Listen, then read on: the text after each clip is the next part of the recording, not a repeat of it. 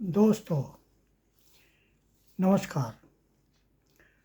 YouTube मंच पर हिंदी में ये हमारा चौथा वीडियो है और इसमें हम एम.एन. रॉय द्वारा अपनी पुस्तक पॉलिटिक्स, पावर एंड पार्टीज में प्रतिपादित बहुत महत्वपूर्ण विषय दल विहीन जमीनी जनतंत्र के विषय में चर्चा करेंगे। इस पुस्तक में उन्होंने प्राचीन और आधुनिक विस्तृत ज्ञान एवं अनुभव के आधार पर वर्तमान राजनीतिक तंत्र में दलहीन जनतंत्र और राजनीति की आवश्यकता की चर्चा करते हुए जमीनी जनतंत्र के सिद्धांत की व्याख्या की है। जमीनी जनतांत्रिक व्यवस्था का सिद्धांत उनके द्वारा प्रतिपादित रेडिकल डेमोक्रेसी के दर्शन का ही एक पहलू था, जिसका प्रतिपादन उन्होंने अपने जीवन के अंतिम दशक में किया था। मैं इंडियन रेनेसां इंस्टीट्यूट से महिपाल सिंह हूँ और हम आज सही मायनों में प्रतिनिधित्व आधारित जनतंत्र के लिए दल विहीन राजनीति की आवश्यकता के विषय में चर्चा करने जा रहे हैं। राजनीतिक दलों पर आधारित राजनीतिक व्यवस्था भले ही प्रतिनिधित्व आधारित जनतंत्र होने का आभास इस आधार पर देती हो कि विधानसभाओं एवं संसद के सदस्य जनता द्वारा ही चुने जाते हैं और वह ही कानून बनाते हैं तथा शासन चलाते हैं, परंतु वास्तव में वे जनता का कितना प्रतिनिधित्व करते हैं, इसका गंभीरतापूर्वक परीक्षण करने की आवश्यकता है। सिद्धांत रूप में जनतंत्र का अर्थ है जनता की ऐसी सरकार जो उन्हीं के द्वारा बनाई गई हो और उन्हीं की इच्छाओं और आकांक्षाओं के अनुसार जन कल्याणकारी कार्य करे, और चुनाव जनता के मत की अभिव्यक्ति माना जाता है। जनतांत्रिक व्यवस्था में चुनावों का बहुत महत्व होता है। यही कारण है कि जो लोग देश तथा जनता पर राज करना चाहते हैं, उनके लिए चुनाव जीतना और राज करना सबसे अधिक महत्व की चीज़ बन जाता है। जनतंत्र की दल आधारित प्रणाली में जो लोग शासन करना चाहते हैं, वह किसी राजनीतिक दल के सदस्य बन जाते हैं। फिर वह चुनाव लड़ने के लिए पार्टी के टिकट की दौड़ में शामिल हो जाते हैं। पार्टी की टिकट प्राप्त करने के लिए उन्हें या तो पार्टी के उन नेताओं को बड़ी बड़ी धनराशि भेंट चढ़ानी पड़ती है जो इन टिकटों का बंटवारा करते हैं, अथवा किसी न किसी तरह उनका कृपा पात्र बनना पड़ता है ताकि वे पार्टी की टिकट प्राप्त कर सकें।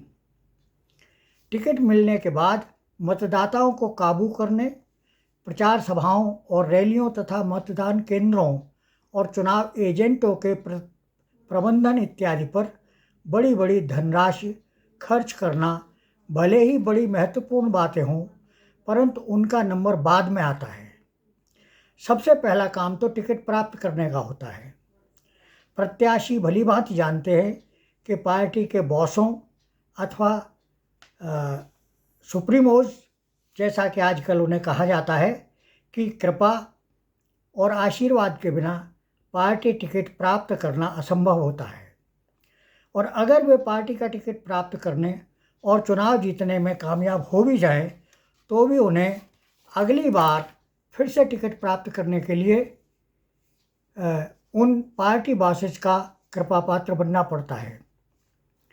जनप्रतिनिधि के रूप में अपने अच्छे से अच्छे काम अथवा मतदाताओं के प्रति जवाबदेही के बावजूद उनको टिकट मिलने की कोई गारंटी नहीं होती है। यही कारण है कि चुनाव जीतने के बाद पूरे 5 साल तक वह अपने मतदाताओं की पूरी तरह अनदेखी कर सकते हैं। यहाँ तक कि वे पूरे 5 साल तक कई बार अपने चुनाव क्षेत्र में अपनी शक्ल दिखाने की भी आवश्यकता नहीं समझते। फिर भी अगली बार धन अथवा बल प्रयोग करके तथा मतदाता सूचियों में हेराफेरी कराकर तथा वोटिंग मशीनों और प्रशासनिक तंत्र पर काबू करके वह दोबारा जीत भी सकते हैं। वास्तव में ये सारे काम और हेराफेरियां उनके राजनीतिक दलों के द्वारा कराए जाते हैं, क्योंकि जो दल सत्ता में होते हैं उनके लिए यह सब करना बड़ा आसान होता है। जैसा कि भारतीय जनता पार्टी ने पिछले दिल्ली, हरियाणा तथा महाराष्ट्र विधानसभाओं के तथा 2024 के लोकसभा चुनावों में कराकर अपने दल को सभी चुनावी अनुमानों को गलत सिद्ध करते हुए जीत दिलाई। हाल में हुए इन सभी चुनावों में हमने देखा है कि नरेंद्र मोदी के नेतृत्व वाली भारतीय जनता पार्टी अथवा राष्ट्रीय जनतांत्रिक गठबंधन ने किस प्रकार धांधली करके अपने दलों को विजय दिलाई। इसके लिए चुनाव आयुक्तों की नियुक्ति करने वाली समिति से उच्चतम न्यायालय की संविधान पीठ के निर्णय को संसद के द्वारा कानून बनाकर पलट दिया गया और 3 सदस्यीय चयन समिति से मुख्य न्यायाधीश को हटाकर उनके स्थान पर प्रधानमंत्री द्वारा मनोनीत किसी कैबिनेट मंत्री को स्थान दे दिया गया, जिसके कारण चयन समिति में विपक्ष के नेता के सामने प्रधानमंत्री एवं उनके द्वारा मनोनीत कैबिनेट मंत्री का निर्णायक बहुमत हो गया। परिणाम स्वरूप यह स्पष्ट हो गया कि सरकार द्वारा नियुक्त चुनाव आयुक्त सरकार के प्रति कृतज्ञ रहेंगे और चुनाव के संचालन में वह प्रधानमंत्री तथा उनके दल के प्रति पक्षपातपूर्ण रवैया अपनाएंगे।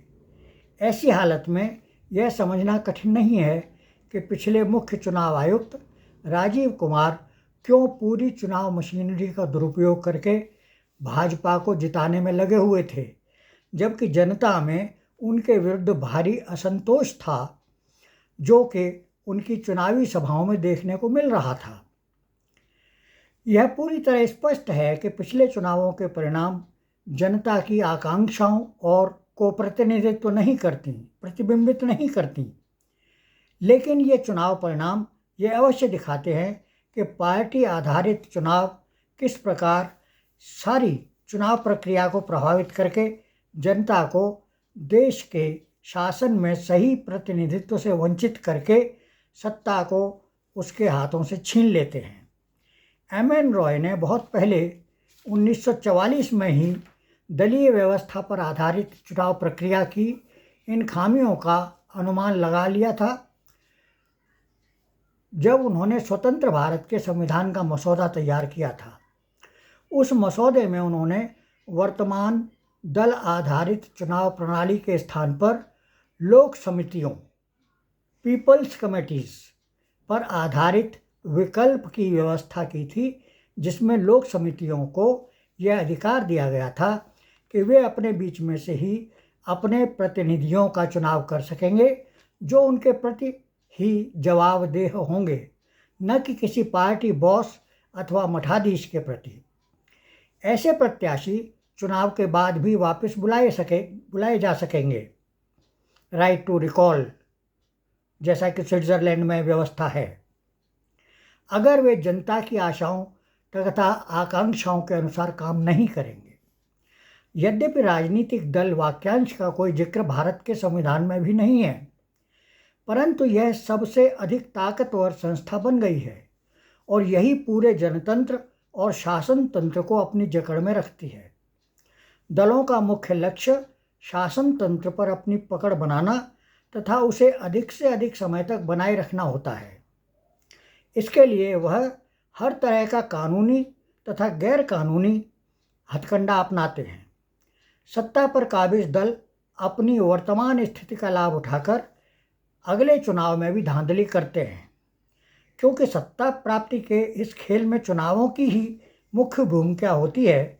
दलीय व्यवस्था केवल विधायिका और कार्यपालिका पर ही अपना शिकंजा नहीं कसती, बल्कि न्यायपालिका पर भी दबाव बनाकर उसे अपने प्रभाव में लेना चाहती है।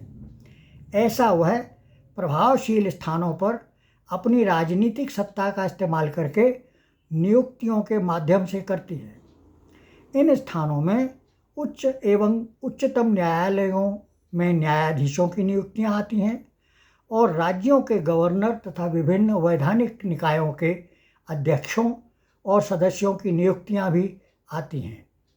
ऐसा करके वे उच्चतम न्यायालय तक से अपने मन मुताबिक फैसले करा लेती हैं, जिन्हें वे अपने राजनीतिक लाभ के लिए इस्तेमाल करती हैं।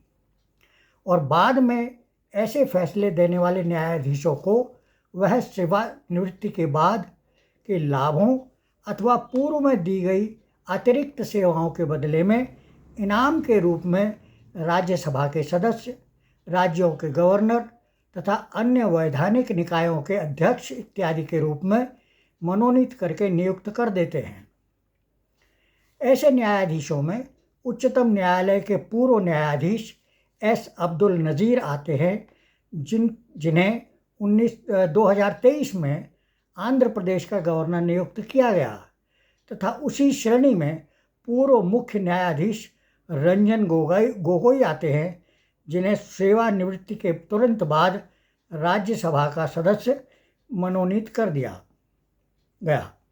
अभी हाल में वायरल एक वीडियो क्लिप में एक परम मोदी भक्त पत्रकार पुष्पेंद्र कुलश्रेष्ठ ने यह खुलासा किया है कि किस प्रकार स्वयं प्रधानमंत्री नरेंद्र मोदी ने गोगोई साहब को प्रभाव में लेकर उनके माध्यम से बाबरी मस्जिद राम जन्मभूमि विवाद में अपने मन मुताबिक निर्णय कराया।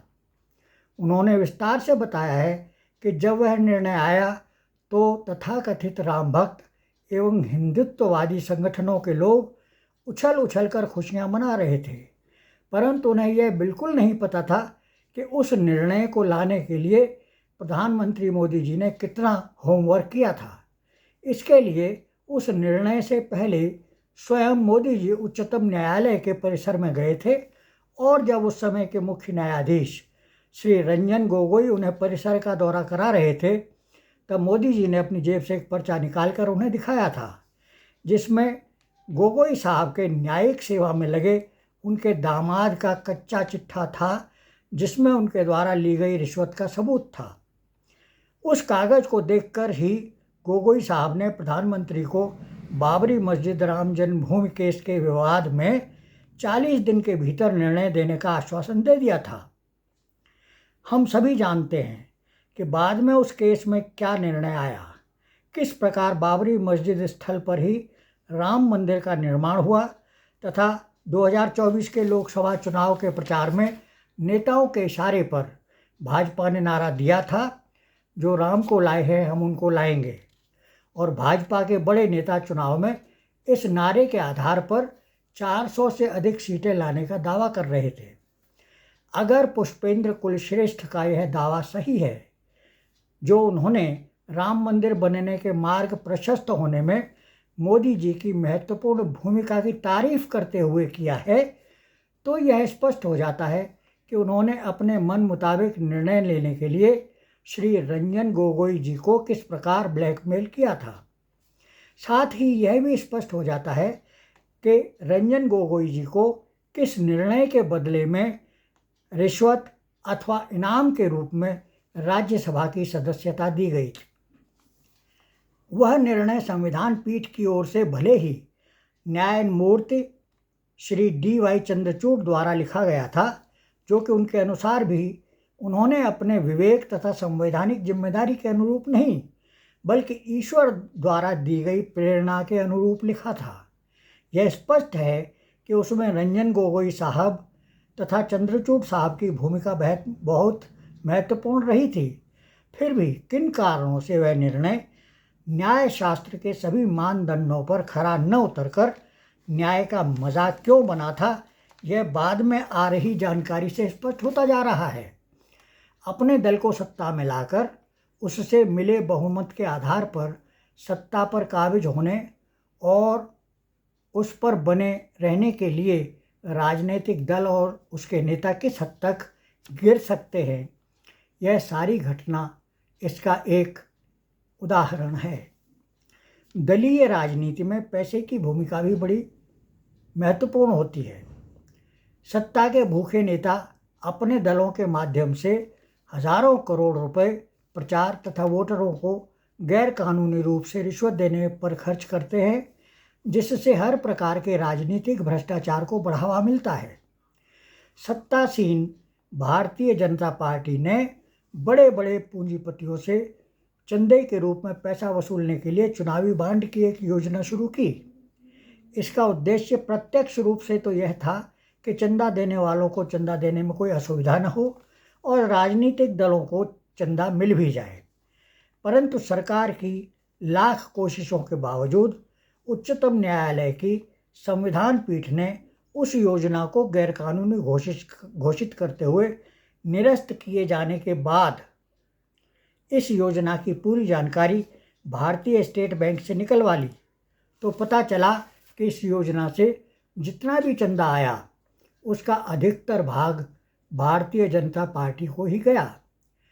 इससे भी अधिक हैरान और परेशान करने वाली जानकारी यह निकल कर आई कि अपनी पार्टी को ज़्यादा से ज़्यादा चंदा देने के लिए भाजपा ने प्रवर्तन निदेशालय, केंद्रीय जांच ब्यूरो तथा आयकर विभाग का गैरकानूनी इस्तेमाल करके अनेक चंदा देने वाली कंपनियों से जबरन वसूली की और उसे चंदा न देने की हालत में उन पर कार्रवाई करके उन्हें जेल में डालने की धमकी दी।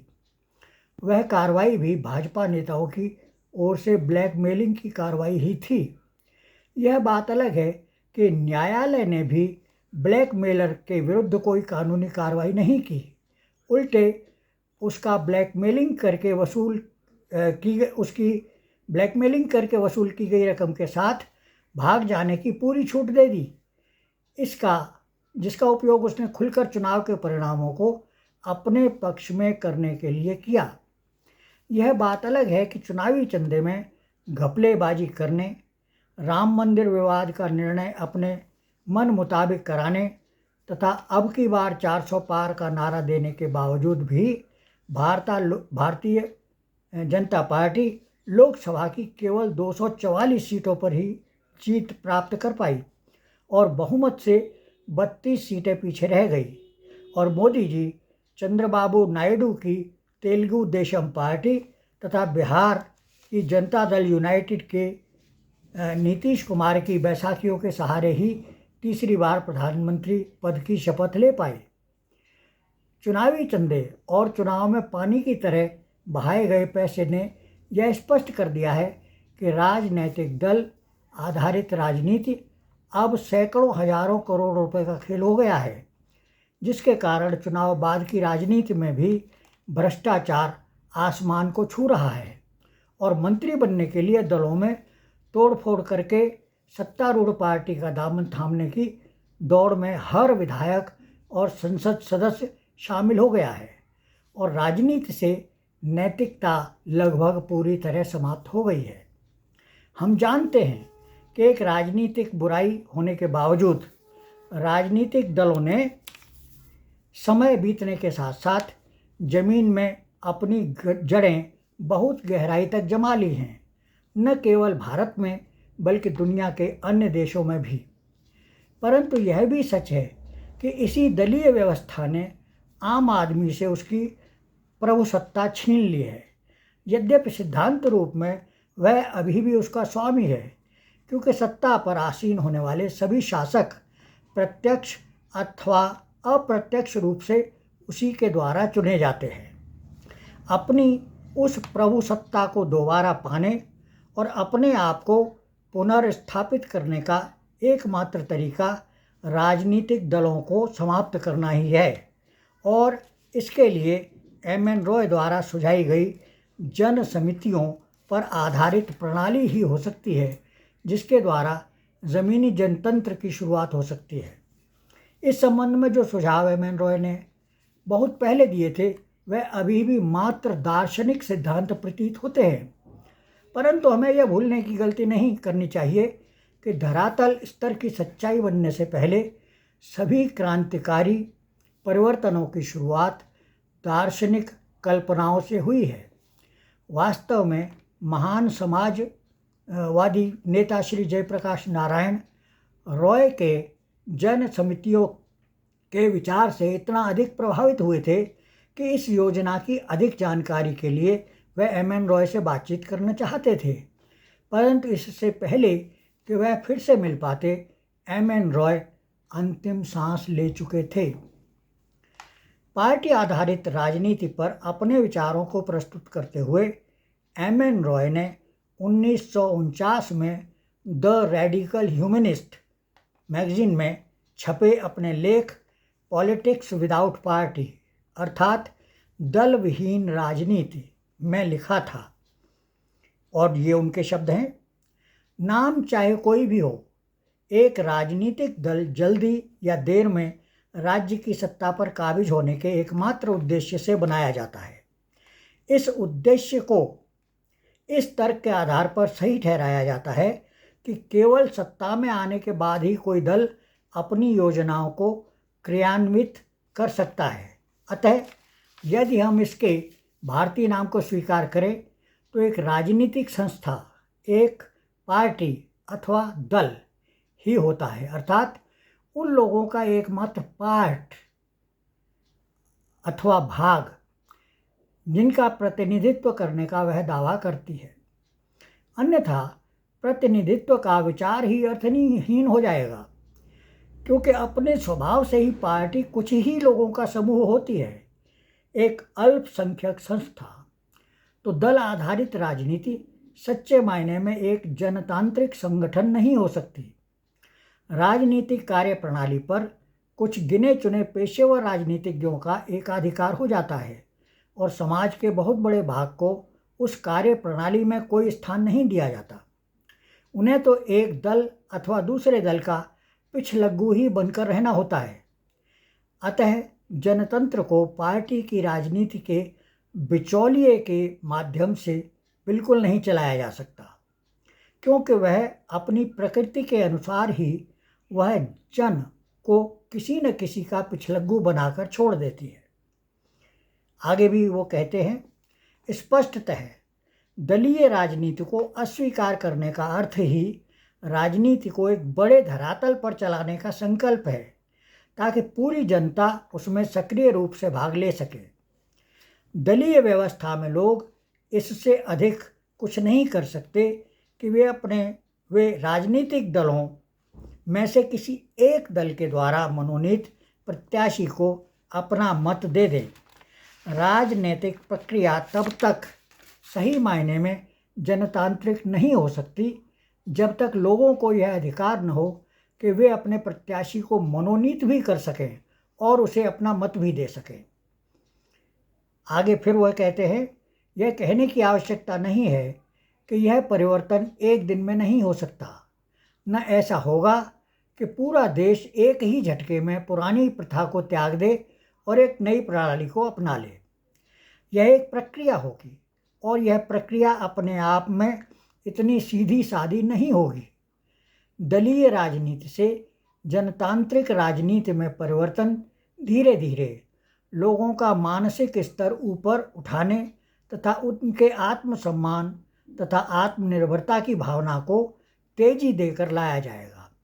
अतः बिना शिक्षा के जनतंत्र संभव नहीं है। उन्होंने यह भी कहा, नागरिक स्वतंत्रता के बचे रहने के अवसर तभी अधिक होंगे जब भिन्न दल बदल कर सत्ता पर आसीन होंगे तथा वे राज सत्ता पर अधिकार के लिए संघर्ष करते रहेंगे। और यदि कोई एक दल अपने आप को सबके राजनीतिक हितों का एकमात्र रक्षक होने का दावा करेगा तो वह जनतंत्र का विरोधी होगा। साथियों, इस विषय पर एम.एन. रॉय के विचारों की अधिक जानकारी के लिए आप उनकी पुस्तक पॉलिटिक्स, पावर एंड पार्टीज अर्थात राजनीति, सत्ता और राजनीतिक दल को पढ़ सकते हैं, जो हमारी वेबसाइट www.indianrenaissanceinstitute.com पर द रेडिकल ह्यूमनिस्ट भाग में उनकी अन्य पुस्तकों के साथ उपलब्ध है। धन्यवाद।